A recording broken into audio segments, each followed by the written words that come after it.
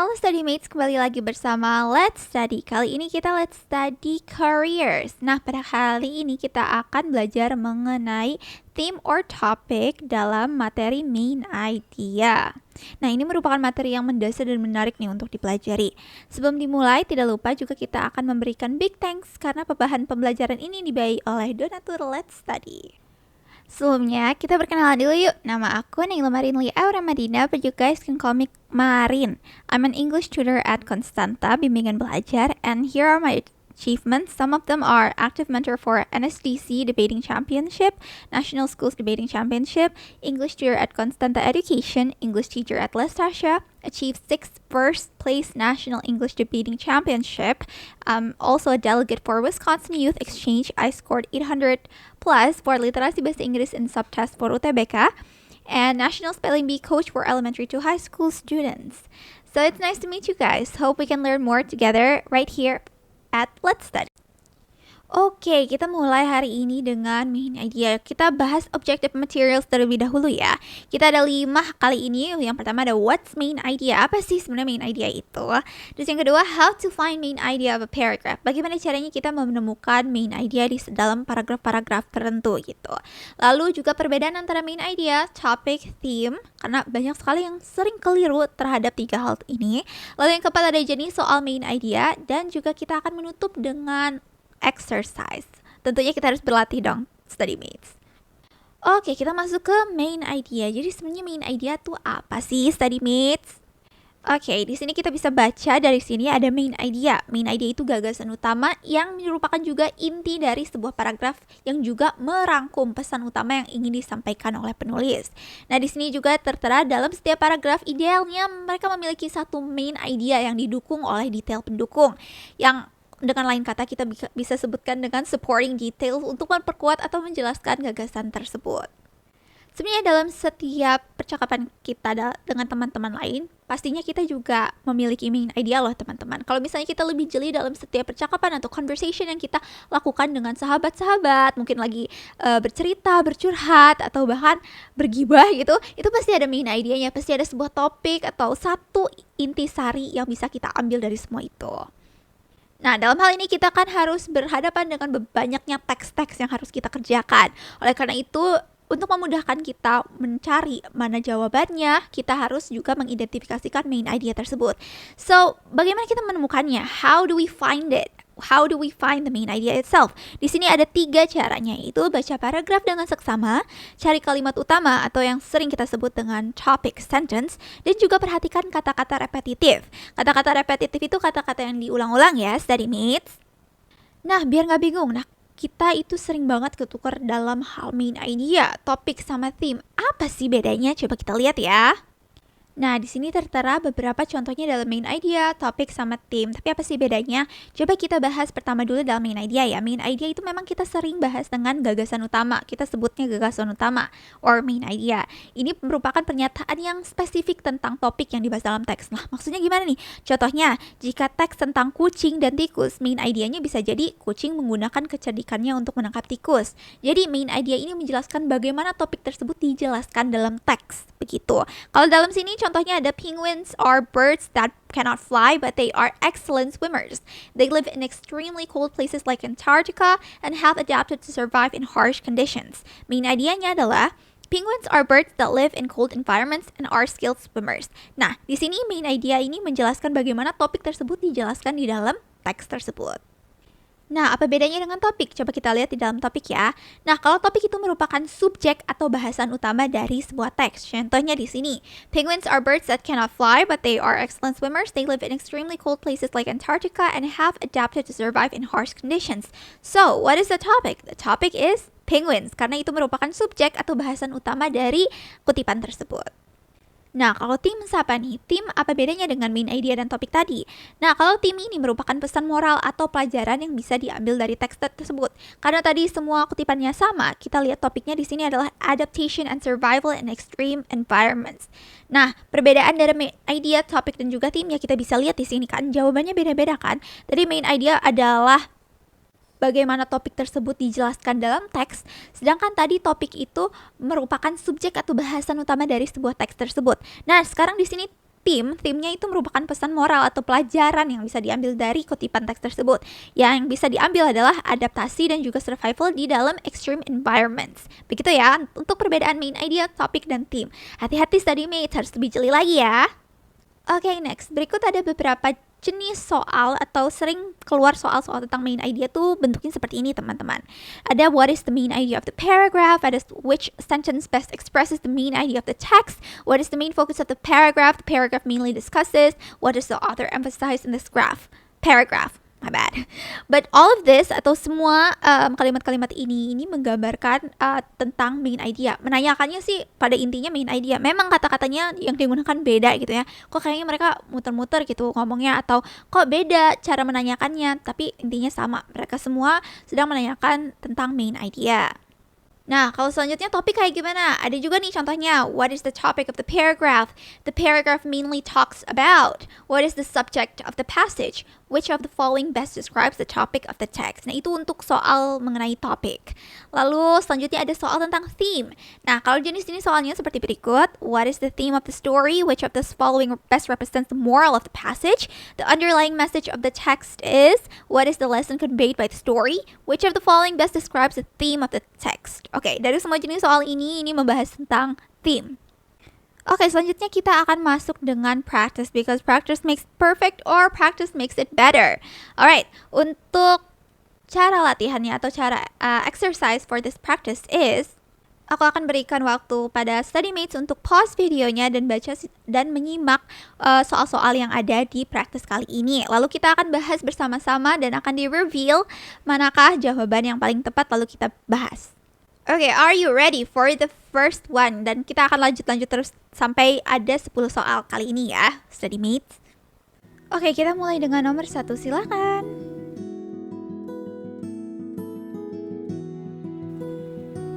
Alright, time's up. Kita lihat jawabannya adalah C. Sustainable urban planning is crucial to addressing urbanization challenges. Oke, kenapa ya kita jawab ini? Oke, di sini ada kelebihannya, yaitu ekonomi lebih baik, akses pendidikan atau kesehatan. Yang menjadi masalahnya adalah kepadatan, kurangnya perumahan, dan juga kemacetan dan polusi. Nah, solusinya adalah perlu perencanaan kota yang berkelanjutan, seperti contohnya transportasi umum, perumahan yang murah, dan sebagainya. Dan aku ingin mengingatkan untuk para study mates, main idea itu harus mencakup semua bagian penting ya, bukan hanya kelebihan atau masalahnya saja, tapi juga solusi yang diusulkan. Dan di sini yang paling tepat adalah C, karena di sini sudah tertera masalah dan solusinya seperti sustainable urban planning, sedangkan kalau A, B, D, dan juga E hanya menyebutkan satu bagian saja seperti masalahnya, kelebihannya saja atau satu masalah dan fakta pendukungnya. Jawaban C yang benar juga karena merangkum masalah urbanisasi dan juga menjadikan solusi utama yaitu perencanaan keberlanjutan. So, sustainable urban planning is crucial to addressing urbanization challenges. Oke, dan juga aku ingin mengingatkan para study mates untuk main idea. Banyak loh murid-murid aku setiap kali mengajar main idea mereka suka bertanya, kenapa ya setiap kali main idea itu keluar pasti jawaban terpanjang adalah jawabannya. And I was like, wait, really? Are you sure? So I read a lot of main idea dan ternyata most of the time ternyata jawaban-jawaban main idea itu jawaban terpanjang, study mates. But itu bukan karena emang semua jawabannya seperti itu ya. Itu cuma kebetulan saja. Kebetulan dari semua teks dan bisa dirangkum dalam satu kalimat saja, yaitu ya jawaban yang terpanjang begitu. Jadi harus tetap di cross check ya study mates, meskipun jawaban terpanjang itu sering menjadi jawabannya untuk khusus di main idea ini, jangan terpaku dengan hal seperti itu saja. Alright, oke, kita masuk ke nomor 2. Number 2, silahkan. Oke, jawaban nomor 2 adalah D, the importance of peace in agriculture and ecosystems. Alright, kenapa? Coba kita lihat bahasa ini sedang membicarakan tentang topik. Topik itu apa? Ingat, topik itu subjek utama teks ya, seperti hal umum yang dibahasnya apa, bukan detail atau contoh spesifiknya. Nah, di sini teks ini bahas lebah ya, bees, yang perannya itu penting untuk pertanian dan alam seperti polinasi tanaman. Lalu juga kita bisa analisis di sini masalahnya itu populasi lebah menurun karena ulah manusia. Solusinya apa? Ya, upaya melindungi lebah, tanam bunga kurangi pestisida gitu. Kenapa jawaban yang paling tepat adalah D? Because here we can see the importance of bees atau pertanian dan ekosistem itu menjadi topik utamanya. Nah, jawaban ini mencakup di mana alasan lebah itu penting dan konteks besarnya bukan hanya masalah atau solusinya. Teks tadi dimulai dengan pentingnya lebah ya, essential to agriculture and biodiversity, dan diakhiri dengan tujuan utamanya, maintaining ecosystems and supporting food production. Jadi, D di sini merangkum inti teksnya, why bees matter. Bukan hanya masalah atau solusinya saja gitu. Ingat untuk topik itu seperti judul teks, hal yang umum dan bukan detail gitu. Coba abaikan pilihan yang terlalu spesifik di setiap kali menjawab tentang topik ya. Contohnya seperti hanya solusinya saja yang dibahas atau hanya masalahnya saja seperti yang ada di jawaban C gitu. Hanya solusi saja kan ini dia cuma bilang efforts to protect bee populations. That's it. Dan coba kita mencari pilihan yang bisa mencerminkan ide besarnya. For example, the importance of X atau role of Y dan sebagainya. Gitu. Alright, kita masuk ke number 3. Silahkan.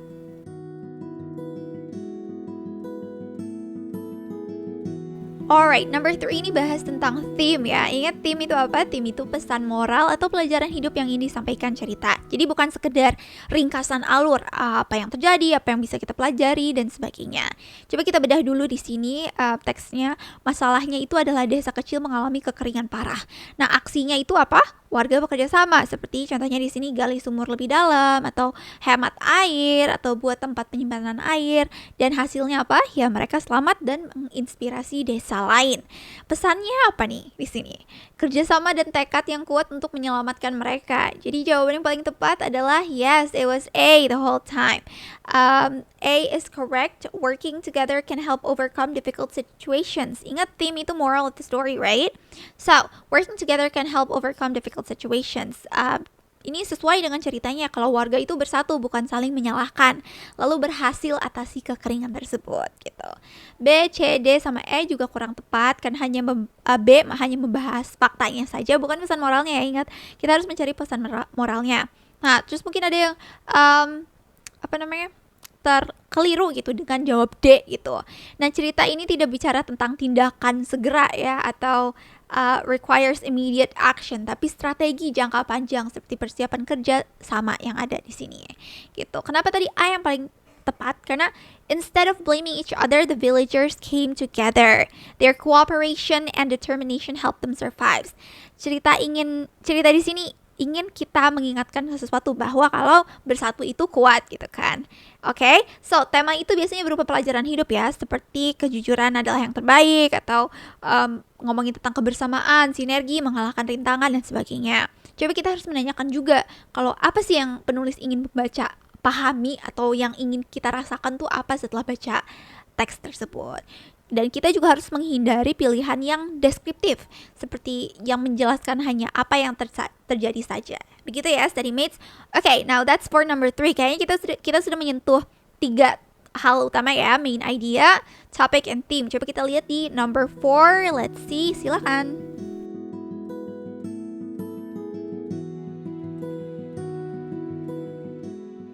Alright, number 4 is D. The future of AI hinges on managing ethical risk alongside innovation. It is D. Alright, so ini membahas tentang main idea. Nah, tadi coba kita bedah dulu ya teksnya. AI itu punya kelebihan yang yaitu bisa bantu kesehatan, penelitian, otomatisasi. Tapi ada masalahnya juga ya di sini tadi, seperti hilangnya pekerjaan, resiko sistemnya nggak terkendali atau ada bias terhadap algoritma tersebut. Nah, di sini ada 2 pendapat yang tidak setuju, yaitu AI berkembang terlalu cepat ya. Tidak setuju kalau ini nih AI bisa gawat nih, AI-nya berkembang terlalu cepat. Terus ada juga yang setuju sama AI bahwa risikonya itu bisa dikendalikan dengan peraturan-peraturan tertentu. Kesimpulannya apa sih main idea? Masa depan AI tergantung pada keseimbangan antara inovasi dan keamanan. Jadi ya jawaban yang paling tepat adalah D. Kenapa? Karena ini mencakup semua ya. Kelebihan AI ada, tambah juga solusinya, ada juga bahas masalahnya sesuai dengan kalimat terakhir yang di teks gitu. The future of AI hinges on managing ethical risk alongside innovation. Alright, let's see. Number 5, silahkan.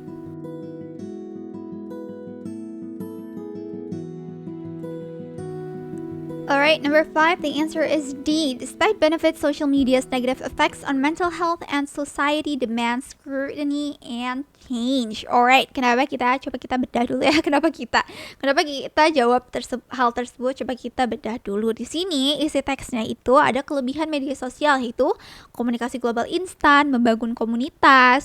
Masalah media sosialnya itu menyebabkan kecemasan dan depresi, terutama pada remaja ya di sini, atau adanya algoritma yang memburuk polarisasi masyarakat dan juga kurangi daya konsentrasi. Jadi kesimpulannya apa? Ya, kita perlu pemeriksaan kritis dan mungkin mendesain ulang hal tersebut gitu ya, media sosial. Jawaban yang paling tepat adalah D. Why is it D? Because di sini kita mencakup kelebihan, yaitu benefits. Terus juga mencakup masalah, yaitu negative effects, dan juga mencakup solusi, scrutiny and change. Nah, kenapa D paling tepat? Karena di sini mengakui manfaat media sosial. Dia juga menyebutkan masalah utamanya apa, menunjukkan perlunya perubahan. Ini cocok sekali dengan menyimpulkan atau menjadi perwakilan satu kalimat menjadi main idea-nya di dalam teks tersebut. Alright, let's see. Thank you for number 6 now. Silahkan. Alright, for number 6, the answer is B. The renewable energy transition is essential but faces significant obstacles that require coordinated solutions. Coba kita bedah dulu apa yang dibicarakan di teks ini adalah kita perlu beralih ke energi terbarukan, which is matahari dan angin ya, the sun and wind, untuk atasi perubahan iklim. Tapi sebenarnya ada beberapa masalah besar seperti yang di sini dicantumkan.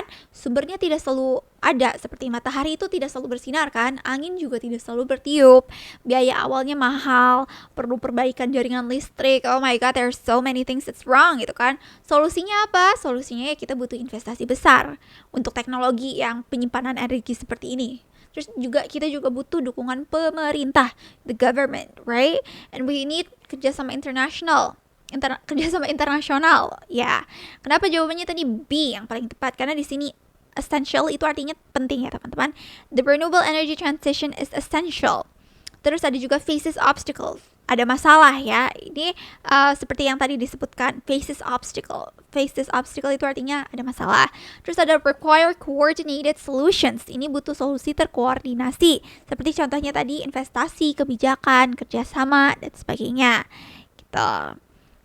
Alright, let's see. For number 7. Silakan.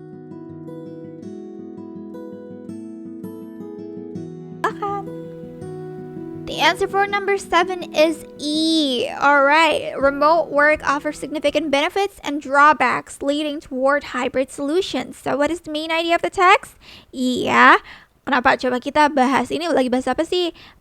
Di sini diceritakan di teksnya kalau ada kerja jarak jauh tuh punya dua sisi loh. There's two type ways gitu for remote work gitu. Yang pertama, kelebihannya itu karyawan bisa lebih fleksibel dan juga senang ya, karena kita nggak perlu commute gitu kan. Oh my god, imagine working home and you don't need to go anywhere gitu. Perusahaan itu hemat uang juga dan bisa rekrut talenta dari mana saja di seluruh dunia bahkan kan. Dan juga kalau misalnya bosan juga tinggal WFC nggak sih, work from cafe gitu kan. Tapi di sini juga ada kekurangannya loh, study mates, itu sulit kerja sama tim secara virtual, juga susah jaga budaya perusahaan. Kita gimana mau basa-basi, mau gosip sama karyawan gitu nggak bisa kan. Terus ada juga masalah waktu kerja yang berbeda, jadi beda zona waktu. So ada juga di sini dicantumkan solusi kedepannya tuh bagaimana sistem kerja hybrid, itu gabungan kerja di kantor dan remote gitu ya. So main idea yang benar seharusnya itu menyebutkan kedua sisi. Seperti tadi, kelebihan dan kekurangannya, juga harus menceritakan solusinya of course, dan juga tidak hanya fokus pada satu bagian saja. So yeah, the answer that's the most ideal one is actually E. So benefits and drawbacks-nya ada, semua sisinya dibahas, leading towards hybrid solutions juga menjadi solusi masa depan. Alright, pause for a moment. Ini dari soal nomor 1 sampai nomor 7, mungkin study mates melihatnya kayak, kok kosakatanya agak tinggi ya, maksudnya kayak kok jarang aku dengar gitu, atau aku cuma baca-baca di artikel-artikel ilmiah doang gitu. Yeah, because the words that they use sometimes for English di career juga itu seperti IELTS dan juga TOEFL menggunakan kosakata yang berlevel. Karena kita kan ada level-levelnya A1, A2, B1, B2, C1 dan juga C2. Most of the time the words that are professional itu mulai dari B1 or B2 if I'm not wrong ya. B2. So, kalau misalnya mau cari kosakata atau sinonim-sinonim yang tepat atau mau belajar more vocabulary itu bisa dengan searching the whole internet dari Merriam-Webster, dictionary, atau mau nambah-nambah kosakata dengan mock up, wawancara, interview, dan sebagainya. Itu kosakatanya bisa dimulai dari B2, C1, dan juga C2. Kalau bisa nanti diubah-ubah Sunimate sendiri kalau misalnya mau normal conversation. Misalnya kata-kata seperti, kalau misalnya mau ngasih contoh gitu, nggak usah pakai example. Misalnya, I like going to some cafes. For example, itu apa gitu. Padahal bisa diganti dengan frasa yang tingkatnya lebih tinggi kali ya. Let's say, contohnya, I like to go to cafes, bukan for example, tapi bisa aja for instance atau in particular. So, I like to go to cafes. For instance, going to, I don't know, let's say McDonald's cafe or I don't know. There's no cafes that's popping out on my head right now. So, kata example itu bisa diganti dengan sinonim-sinonim yang mungkin tingkatannya lebih tinggi atau lebih kompleks seperti for instance atau in particular atau namely, such as dan sebagainya. Atau misalnya sedang menjelaskan juga, I would like to explain, misalnya I would like to explain to you all my presentation gitu kan. Bisa diubah dengan kata apa? Elaborate. Contohnya, I would like to elaborate my presentation in front of you young gentlemen and magnificent ladies and other stuff, you know what I mean. Ya gitu deh, pokoknya pakai dari sinonim-sinonim yang bisa digunakan dengan tingkatan yang lebih tinggi gitu. Example bisa diubah jadi in particular atau for instance atau menjelaskan gitu. Explaining bisa diubah menjadi elaborate. Begitu ya. Ini kosakata di sini memang banyak sinonim-sinonimnya yang lebih ringan memang. Tapi karena ini masuknya ke English career, so it's going to be a bit the level for it is going to be a bit more professional gitu ya. Alright, let's continue to number 8. Silahkan.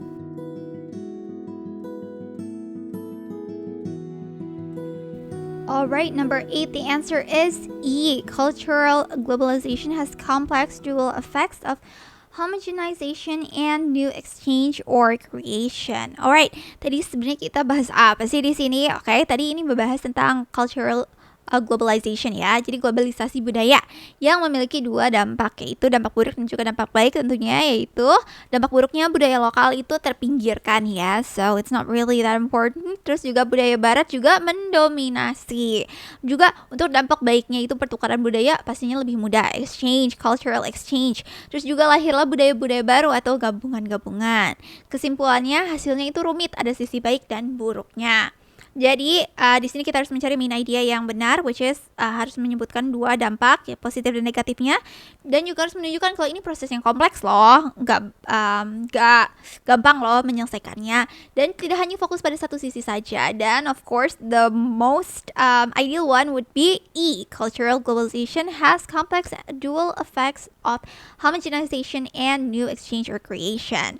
Yes, complex dual effects itu artinya ada dua sisi. Dual effects itu artinya dua sisi, dampaknya ada dua gitu ya. Terus complex juga tadi disebutkan di sini, dan juga homogenization and new exchange or creation artinya lengkap. Nah, right, the most ideal answer for number 8 would be E. Okay, kita continue for number 9. Go ahead, silakan study mates. Right, for the answer number 9 is D. There is significant controversy over the values and impacts of standardized testing and education. Okay, apa yang dibahas di teks ini? Ada dua sisi pendapat tentang standardized testing ya, tes standar. Yaitu sisi baiknya kita memberi data yang objektif dan juga menjadi ukur sebagai hal yang mengukur prestasi siswa atau sekolah. Sisi buruknya apa? Guru hanya fajar ke tes saja. Jadi mengabaikan kreativitas. Jadi sangat terlalu objektif nih, nggak ada subjektivitasnya sama sekali, nggak seimbang. Terus juga tidak adil untuk siswa yang kurang mampu. Inti masalahnya orang masih berdebat nih, manfaatnya lebih besar atau tidak dari kerugiannya. main idea-nya tentu harus ada pro dan kontranya kan. Nah, ini yang paling benar adalah D ya. Tadi there is significant controversy over the value and impact of standardized testing in education. Jadi significant controversy itu ada perdebatan nih, ada perdebatan atau kontroversi yang cukup menarik gitu ya. Value dan impact-nya juga membahas kedua sisi baik dan buruknya. Alright, that's for number 9. Last one, guys. I know you guys can do it for study mates. Ayo, number 10. Go ahead. Silahkan.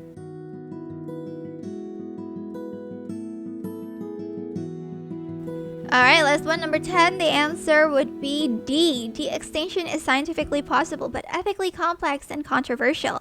Jadi apa yang dibahas di sini? Jadi ilmuwan itu bisa bikin teknologi untuk hidupkan kembali hewan punah ya. Seperti di sini di contohnya adalah mammoth, woolly mammoth gitu ya, or passenger pigeon gitu. Ada dua pendapat di sini. Ada yang pendukungnya bilang kalau ini bisa bantu alam loh, bisa memperbaiki ekosistem. Wow, Jurassic Park match gitu kan. Tingkatkan keanekaragaman hayati juga. Tapi banyak yang nggak setuju. Kayak ini nggak etis, ini menyiksa hewan, ini bahaya juga untuk alam. Dan uangnya itu lebih baik dipakai untuk menjaga hewan langka yang masih ada daripada membalikan hewan-hewan yang punah gitu. I don't know, what are your guys' thoughts about this, study mates? Mungkin ada yang, gue ngefans banget sama Jurassic Park. Maybe I want to see T-Rex and Tyrannosaurus Rex gitu kan. Pengen ketemu dinosaurus gitu kan. Mungkin ada yang gue nggak mau nyentuh semua dinosaurus gitu. Nah, ini seperti ini contohnya tadi sedang dibahas. Jadi ada dua pendapat tersebut, ada yang pendukung, ada juga tidak setuju gitu. Tentunya main idea-nya kita harus mencari apa? Karena ini bertanyanya adalah main idea. Kita harus menyebutkan teknologinya sudah ada. Kalau tunjukkan ada juga pro dan kontranya ya, dan juga jelaskan ini rumit, bukan hitam putih saja gitu. And of course the answer would be D. Karena di sini ada scientifically possible. Kalau ini secara teknologinya tuh sudah ada gitu. Terus ada juga di sini disebutkan ethically complex and controversial. Ada pro dan kontranya. Ini menyatakan kalau ini nggak sesimpel itu. Mungkin ada yang menjawab I, study mates, karena itu salah satu jawaban yang panjang juga. Ini salah ya, I, karena ini hanya pendapatan satu sisi saja yang kontra. Protecting endangered species is more important than resurrecting extinct ones gitu. Itu hanya pendapat satu sisi saja, which is yang kontra. So the answer, the correct answer for number 10 would be D. Alright, how is the practice? I hope you guys get a good score. Coba silahkan hitung, study mates. Oke, sebelum kita menutup, kita harus mengetahui key main takeaways-nya dulu ya, study mates. Tadi ini ada summary, not detail. Maksudnya apa? Ringkasan ya, bukan detail. Untuk main idea, topic, and theme ya. Main idea itu seperti trailer film ya. Kayak trailernya aja, jadi cuma menceritakan singkatnya dan juga mewakili semua ceritanya. Dan juga full scope coverage. What does this mean? Yaitu mencakup semua, seperti one whole pizza. Jadi bukan hanya satu potong saja, harus bahas masalah, solusi, dan juga kelebihan dan kekurangan. Kalau topik apa tadi, theme apa? Kalau theme kan apa yang bisa diambil, kalau topik itu adalah subjeknya gitu. Nah, kenapa dari tadi bahasnya banyak banget main idea ya, Kak? Kenapa nggak topik and theme juga? Kita cuma nyentuhnya beberapa soal saja, karena dengan kita mengetahui main idea, kita sudah bisa mengetahui topik and theme-nya. Kenapa? Karena variabel yang digunakan topik sama theme itu hanya satu saja. Sedangkan kalau main idea ini ada beberapa hal yang kompleks gitu. Seperti contohnya, kita harus bahas masalah dan solusi, juga kelebihan dan kekurangannya, dan juga di sini di key main takeaways lainnya adalah author's purpose is key. Jadi tujuan penulis itu penting. Kita harus menanyakan juga kayak ini penulis mau kita apa setelah baca ini tuh, apakah dia ingin memberi peringatan atau dia ingin menunjukkan pro dan kontra, or does the author want to mengajak bertindak gitu kan. Macam-macam, beda-beda. Dan juga kita ada main takeaways lainnya yaitu synthesis over paraphrasing. Jadi maksudnya ini apa? Kita harus gabungkan, jangan hanya salin. Jangan hanya copy paste kalimat dari teks ya. Kalau misalnya mau mencari main idea, topic, or theme gitu kan. Kita harus bikin kalimat baru yang bisa merangkum semua ide, yaitu dengan memparaphrase gitu. Jangan synthesis. Dan terakhir untuk key main takeaways-nya adalah beware true but partial traps. Yes, di teks-teks itu sering banget ada trap ya. Trap, kita harus hati-hati dan jawabannya itu harus benar tapi sebagian. Musuh terbesar itu jawaban yang benar isinya, tapi hanya bagian kecil doang dari teks gitu. Jadi contohnya misalnya lagi teksnya bahas banjir, yaitu penyebab tambah dampak tambah pencegahan. Jawaban yang salah, banjir merusak rumah. Itu benar kan? Tapi hanya satu dampak saja. Jawaban yang benar seharusnya banjir disebabkan banyak faktor dan perlu penanganan menyeluruh gitu kan. Alright, so kita harus ingat lagi di main takeaways ini, especially for main idea yang baik ya, biasanya itu hanya satu kalimat lengkap pakai kata penghubung seperti kata but, however, therefore gitu, dan juga mirip dengan kesimpulan penulis. Alright, awesome, that's for main idea. Nah, dengan itu kita menutup pembelajaran kita pada video kali ini. Terima kasih kepada donatur Let's Study yang sudah membiayai dalam produksi materi ini. Untuk para studymates bisa loh review kembali bahan pembelajaran ini secara lengkap melalui playlist Let's Study Career ataupun Let's Study English or website Let's Study loh. Jangan lupa juga untuk cek video lainnya untuk video pembelajaran gratis dari Let's Study. Nah, StudyMates juga bisa support Let's Study dengan berdonasi seikhlasnya dengan scan QR di layar ini. Selain donasi dalam bentuk uang, StudyMates juga bisa share platform Let's Study kepada teman sekitar atau membagikan info platform Let's Study ke social media StudyMates. Saya Marin Lee and that's all from me. Thank you for watching and see you in the next video. Bye!